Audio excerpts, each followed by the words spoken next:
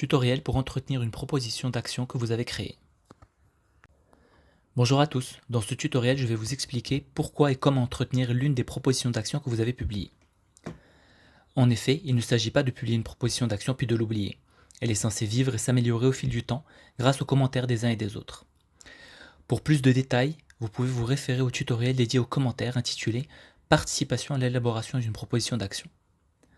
Ainsi, lorsque vous publiez une proposition d'action, votre but est qu'elle soit transformée en véritable projet concret.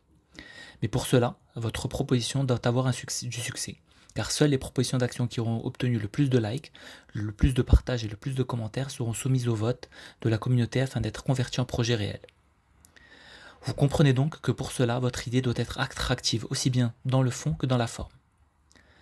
C'est-à-dire que l'idée en elle-même doit être intéressante, mais elle doit aussi être bien présentée et régulièrement améliorée.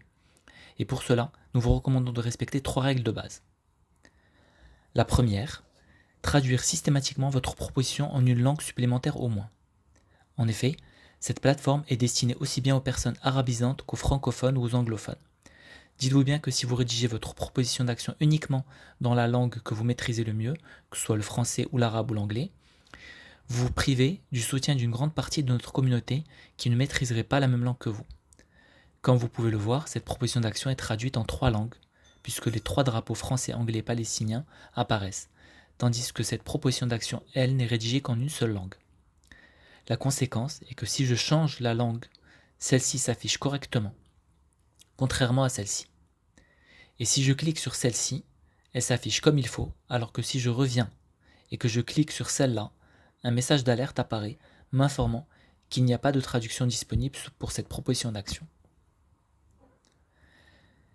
La seconde recommandation, la plus importante, est de tenir compte des commentaires faits par les autres membres.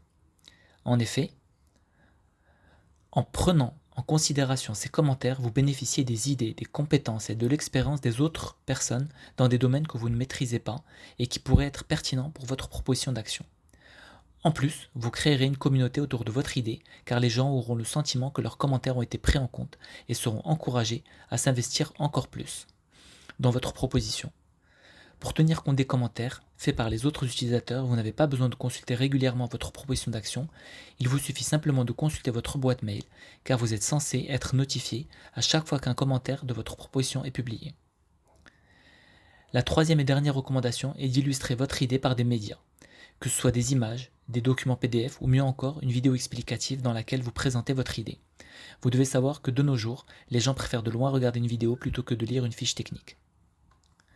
Une fois que vous avez décidé de modifier votre proposition d'action, quelle qu'en soit la raison, vous devez savoir que la modification effectuée n'est visible qu'après modération. En attendant, il est normal que les autres utilisateurs ne voient que l'ancienne version de votre proposition d'action. En attendant la modération, vous seul aurez accès à la version la plus récente. Voilà, c'est tout pour ce tutoriel. Je vous remercie de m'avoir écouté. Il ne me reste plus qu'à vous souhaiter une bonne navigation sur notre plateforme.